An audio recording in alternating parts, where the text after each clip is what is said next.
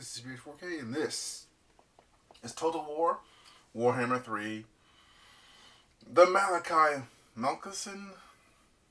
gameplay showcase. Before we begin, I'll first say thank you for stopping by. I do appreciate you stopping by and giving this channel a view. It helps me a great deal. Thank you so much. Now, without further ado, let's begin. So we're going to do like we did with the previous one, since it's 14 minutes.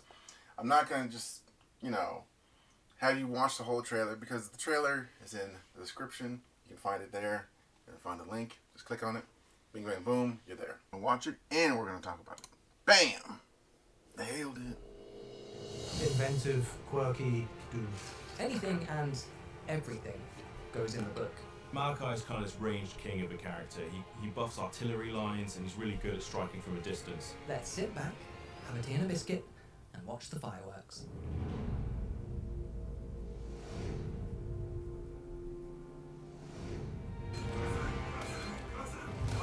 Caught between two worlds, the Slayer and glorious death, and the Malakai is kind of this ranged king of a character.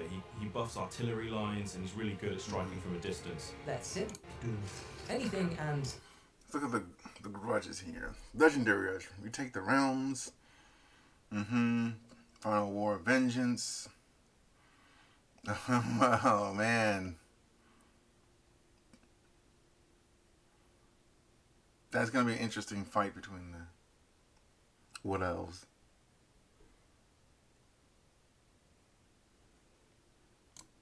Everything goes in the book. Malakai is kind of this ranged king of a character. It's going to be interesting. Remember we talked about legendary grudges in the blog posting? It's on my channel in case you want. Caught between two worlds, Watch the Slayer and glorious death, and the engineer who loves to tinker, Malakai McKyson is truly a force to be reckoned with. It's an awesome rifle.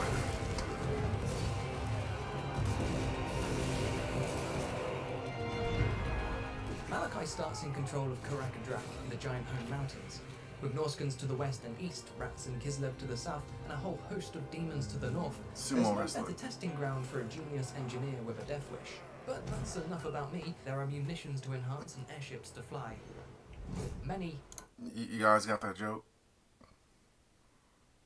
Did you get that joke? enhance and airships to fly. Many grudges to settle. Oh, let's look at that again. Airships to fly. Many grudges it's like to the one settle, before. and a whole buffet of exciting adventures to sink our teeth into. We might even meet a glorious death, but for now let's deal with Dungruk and learn more about Malakai. Malakai is a really interesting character. He mixes being a slayer and being an engineer into a cute little box. He's a bit of a fan favourite, but he wasn't featured in that many Games Workshop books. His playstyle is all around building a lot of artillery and missile units and pushing them to their limits. Malakai is kind of this ranged king of a character. He buffs artillery lines, and he's really good at striking from a distance.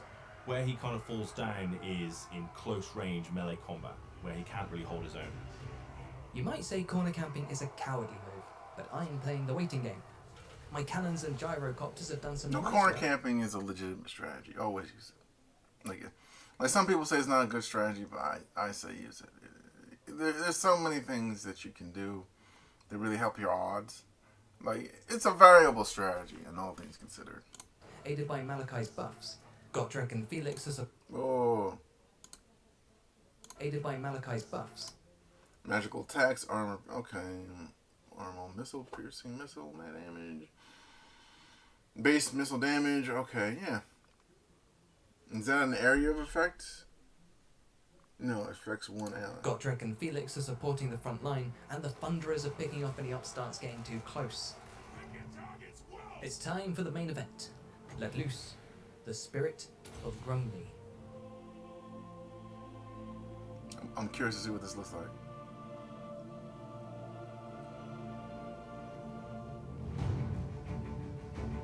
That is a huge ship. I can only give it basic orders and it doesn't stick around for long, not yet. But that's fine by me. Let's sit back, have a tea and a biscuit, and watch the fireworks. It's a nice little flying ship.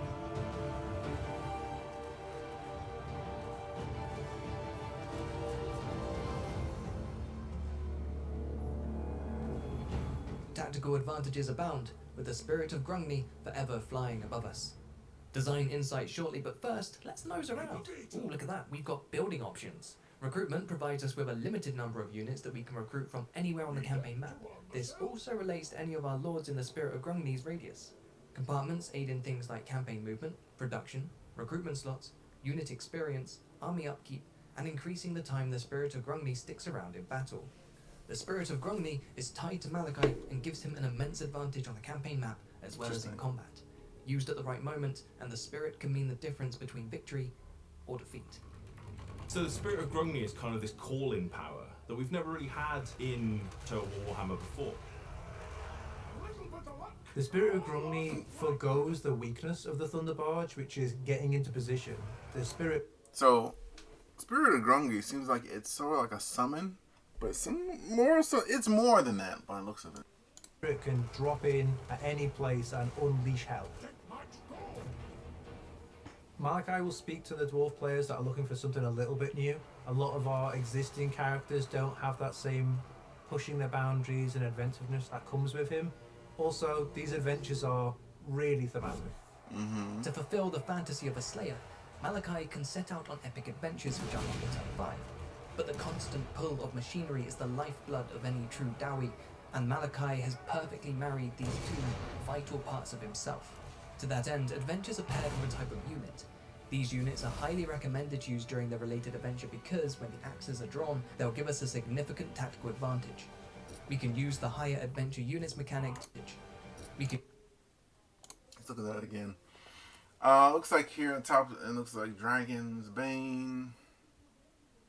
Next to it, I don't know what that looks like. That looks like a green skin symbol right here. That looks like a vampire. That looks like what else? And that looks like some demons, the corn preferably, and I don't know what that. Skaven. Related adventure because when the axes are drawn, they'll give us a significant tactical advantage. We can use the higher adventure units mechanic to recruit a limited number of these units, even if we haven't unlocked them via the buildings tree. Every adventure has 6 independent objectives to complete, each upgrading the associated unit differently, but only 3 objectives are required to unlock the legendary battle. The more we complete, the stronger our unit becomes. Malakai's campaign really plays into the adventures he had with Gotrek and Felix. So you get more abilities, and you'll get until you're finally at the end of it, where you have a legendary. That sounds like a good mechanic. Sounds like a real good mechanic.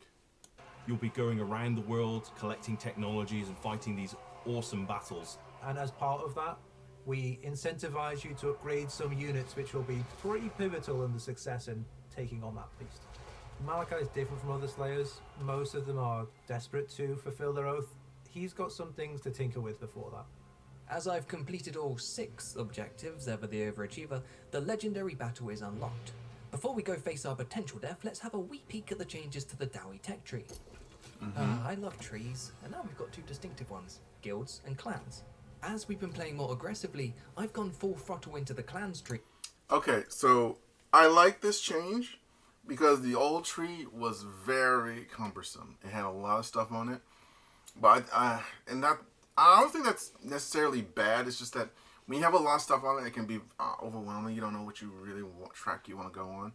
So by simplifying it and just making it 2 different trees, that's a good idea. It makes life a lot easier for the players. To give us every edge when the grudges start grudging.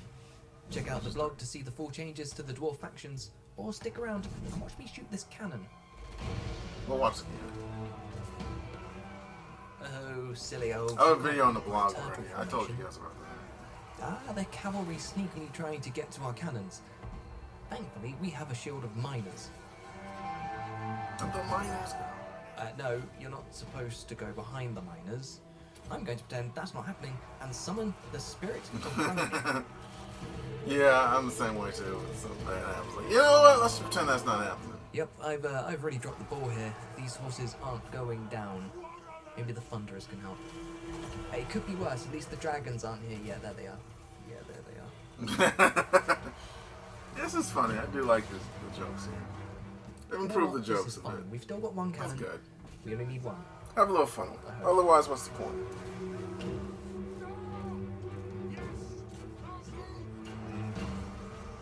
Okay, dragons are cool. What else? Except the dragons. Get him, Felix.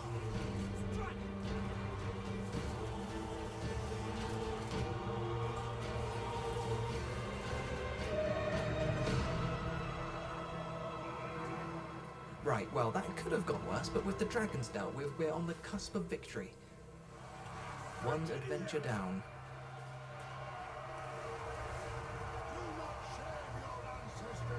A close victory means more adventures to fulfill my oath.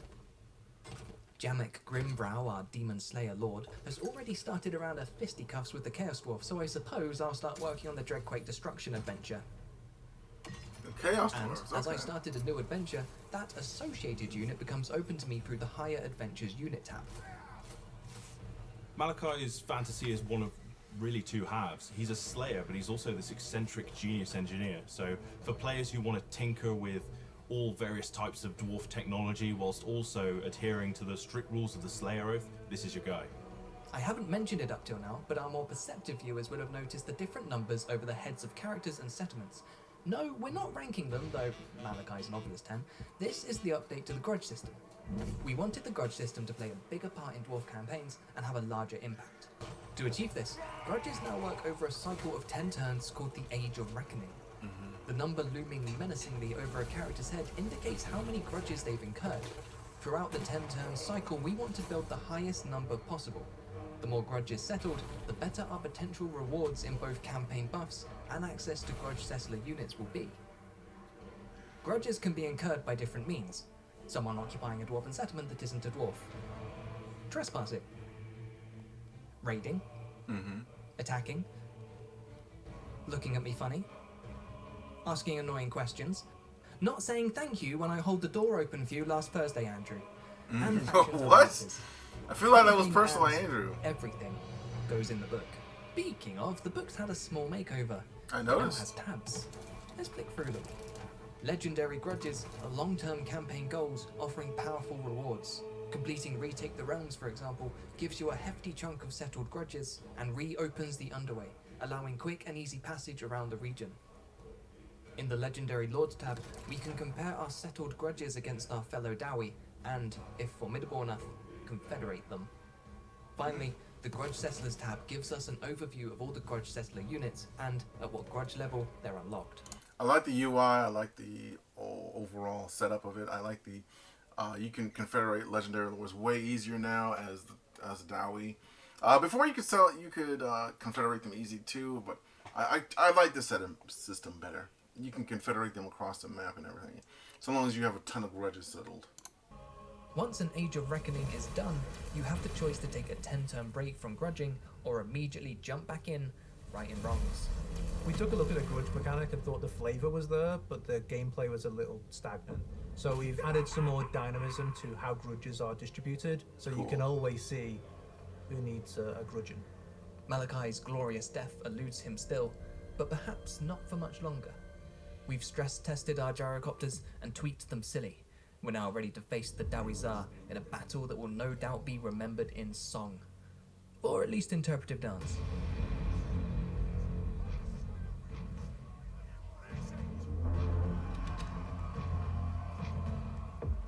Time to prove these Hashut-worshipping fiends are no match for a true Dawie's engineering prowess. We'll close the gap and try to tease them forward with sporadic cannon fire. But the Dawizar are as stubborn as their inventions are ugly, and they hold steadfast for reinforcements. The convoys arrived, so we'll head them off with our gyrocopters. Gyrocopters. You know what, that's enough waiting. Our Doomseekers will lead the charge. So Doomseekers are kind of like this elite Slayer unit, think aspiring champions, but on the dwarf roster. They have this ability where if you push the button, they just spin around and deal loads and loads of damage. So with their dual chain axes, they're really going to cause some havoc. Basically Kratos. Gotcha. I like the addition of these units. Spinning, that's a good trick. one our Dragon Slayer hero unfortunately can't employ against such a massive foe. This unbreakable anti-large melee expert is committed only to a glorious death. They're about to get one. Not with the Demon Slayer on the prowl. Demon Slayers are kind of like these chaff blender units, and what we mean by that is they're great at taking out large groups of condensed infantry. Oh, that's Ooh, gonna make look me out, a here nightmare. comes Garagrim Iron Fist, your legendary hero. My favourite thing about Garagrim Iron Fist is that his axes are chained to his arms so he doesn't lose them. An anti-infantry melee specialist, Garagrim's quite fast. For a dwarf. The front line's getting a little hot for the Thunderers. We'll pull them back to give them some breathing room. I really like what are they're doing. dwarves that are trained in the use of firearms. Thunderers have been in the game since Warhammer 1, but now we're introducing a weapon option that allows them to take the Grudge Raker, which is a type of shotgun.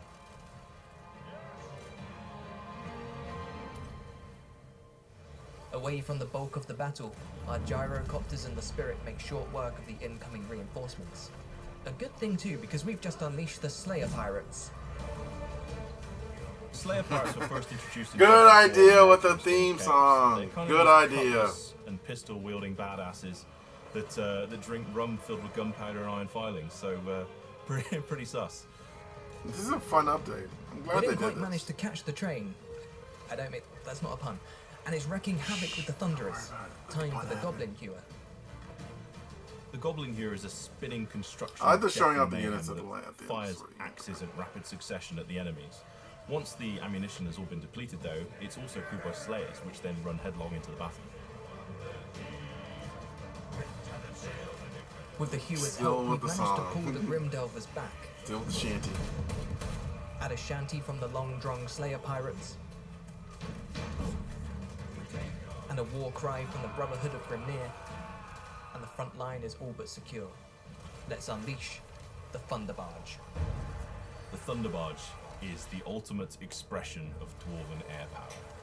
It's got 2 cannons, it's got loads of gunners on it, it's got 4 bomb bays, and it's also got a giant harpoon that it can fire from the main balloon part. It is insane, and it's got like a lot of really going guns to on change it. the face of the dwarf playstyle. Demon-infused war machines. Foul has shut magic. Pathetic. Look how our corrupted cousins flee before the might of Malakai Makyson.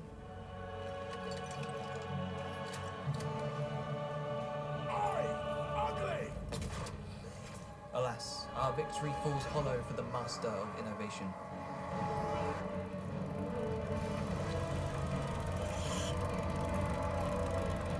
A glorious death has escaped Malakai once more, and we can only curse our exceptional talent for this grave injustice. What's this? It's another tank. Train. Could it be? Was this the last of Malakai Makyson's adventures? Has our hero met the glorious end he has so desperately sought?